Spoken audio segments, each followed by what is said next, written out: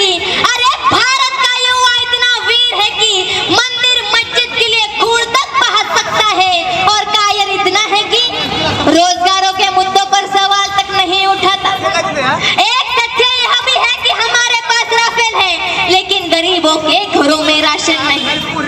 गांव और शहर की बेटियां अपना नाम रोशन करने के लिए अखबारों में आना चाहती है, लेकिन सुनने में आती है उनकी सिसकियां। अरे मणिपुर की घटना को देखा जाए तो मुझे दुखद शब्दों में कहना पड़ता है कि दुनिया में भारत ऐसा अकेला देश है जिस देश में मिट्टी की बनी हुई औरत को कपड़े पहनाकर देवी कहा जाता है, नमन किया जाता है, और जिंदा औरत को निरस्त कर सड़कों पर घुमाया जाता है। क्या अभी भी लगता है हम स्वतंत्र हैं? और इसी बात पर मुझे अण्णा भाऊ की वो काव्य पंक्तियां याद आती है। अण्णा भाऊ साठे म्हणतात, ही न्याय व्यवस्था काही कांची रखेल झाली, ही न्याय व्यवस्था काही कांची रखेल झाली, ही संसद देखील हिजाड्यांची हवेली झाली, हिजाड्यांची हवेली झाली। मी माझ्या व्यथा मांडू कोणाकडे, मी माझ्या व्यथा मांडू कोणाकडे, कारण येथली न्याय व्यवस्था भ्रष्टतेने रंगीन झाली, भ्रष्टतेने रंगीन झाली। डॉक्टर बाबा साहेब अम्बेडकर कहते थे कि संविधान अंततः बुरा साबित होगा अगर उसे इस्तेमाल में लाने वाले लोग बुरे होंगे, और संविधान अंततः अच्छा साबित होगा अगर उसे इस्तेमाल में लाने वाले लोग अच्छे होंगे। लेकिन इस्तेमाल में लाने वाले लोग कुछ और ही है। सत्ता भी उनकी है और विपक्ष भी उनका है। भारत के बहुजनों को, इस भारत के बहुजनों को मनुवादियों ने मनुस्मृति के अनुसार जानवरों से भी 75 जुल्म किए, तो डॉक्टर बाबा साहब अम्बेडकर ने उनकी 5000 साल की गुलामी को मिटाकर संविधान के माध्यम से हमें इंसान बनाया, सच्चा स्वर्ग दिखलाया। इस बात पर मैं कहना चाहती हूँ कि वास्तविकता तो यह है कि सत्ता पक्ष भी उनका और विपक्ष भी उनका। वो ईवीएम के मुद्दे को डाइवर्ट करना चाहते हैं। वह गृह मंत्री से स्वर्ग और नरक की बातें रटाकर संविधान और डॉक्टर बाबा साहेब अम्बेडकर का अपमान करना चाहते हैं। संविधान का अपमान किया तो वो हमारा अपमान रहता है, ये बात हमें समझनी होगी। जब कुछ लोगों ने ईवीएम के मुद्दे को लेकर जन आंदोलन खड़ा किया, तो मनुवादियों ने निर्दोष वकालत का अध्ययन करने वाले निर्दोष सोमनाथ सूर्यवंशी की हत्या की। पुलिसों के माध्यम से दंडुकेशाही निर्माण कर दहशत निर्माण करने का प्रयास किया। ईवीएम के मुद्दे को लेकर जब लोगों ने जन आंदोलन खड़ा किया था, तब ये बात हमें समझनी होगी। ईवीएम हटाओ, मताधिकार बचाओ। अरे मताधिकार बचेगा, मताधिकार बचेगा तो संविधान बचेगा, और संविधान बचेगा तो देश बचेगा, और देश को बचाना होगा तो ईवीएम हटाना होगा। ये बात हमें समझनी होगी। खरं तर महापुरुषांचं कार्य, इतिहास हा आपल्याला समजून घ्यायचा आहे, परंतु त्याचबरोबर आपल्याला महापुरुषांचं स्वप्न देखील पूर्ण करायचं आहे। पुन्हा स्वातंत्र्य भारताला स्वातंत्र्य करायचं आहे। खरं तर या मनुवादी लोकांनी लोकशाहीला मिटवून मनुस्मृती आणण्याचा प्रयत्न चालू आहे।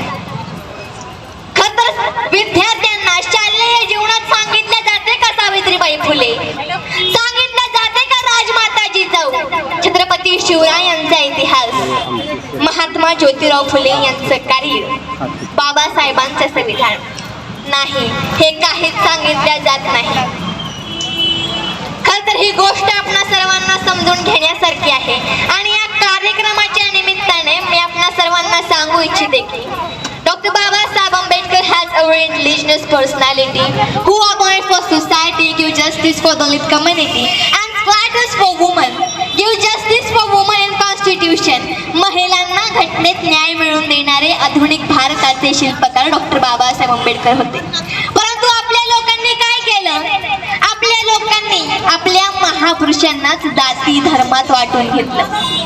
शिवराय हे फक्त मराठ्यांचे, डॉक्टर बाबासाहेब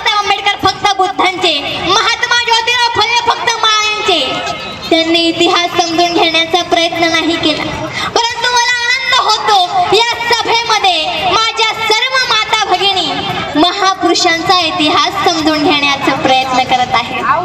खरं तर या कार्यक्रमाच्या निमित्ताने मी आपणा सर्वांचे मनपूर्वक अभिनंदन करते व आभार देखील व्यक्त करते आणि उपस्थित असलेल्या माता भगिनींना माझी विनंती आहे की स्वतःसाठी एकदा जोरदार टाळ्या वाजवाव्यात.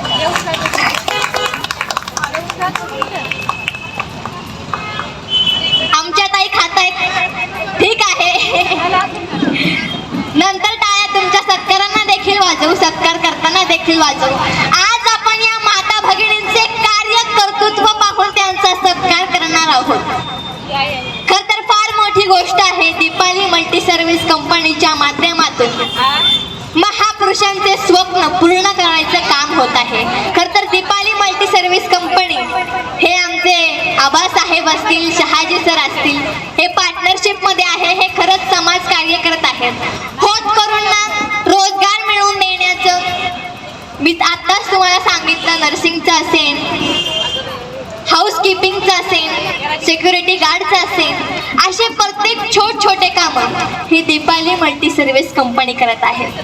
खरं तर या कार्यक्रमाच्या निमित्ताने शहाजी सर व आबासाहेब सर आपले देखील मी मनपूर्वक अभिनंदन करते व आपल्या पुढील कार्यास खूप खूप शुभेच्छा देते. आणि या कार्यक्रमाला खूप उशीर देखील झालेला आहे.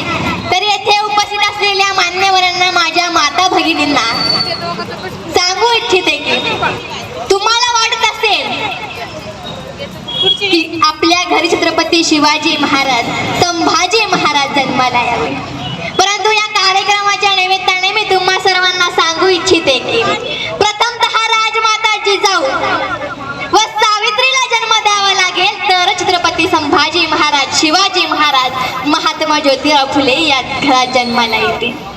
खर तर मी असे प्रबोधनाचे कार्यक्रम करतच असते आणि प्रबोधनाचे कार्यक्रम करत असताना त्याच मनुवादी व्यवस्थेला बळी पडलेल्या काही लोकांनी मला माझा जात व धर्म विचारला.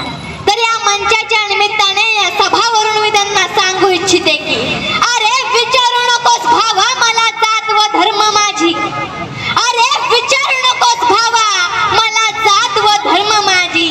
शिवराय फुले शाहू आंबेडकरांची वाट माझी, शिवराय फुले शाहू आंबेडकरांची वाट माझी आणि महापुरुषांच्या विचाराने होते पहाट माझी, होते पहाट.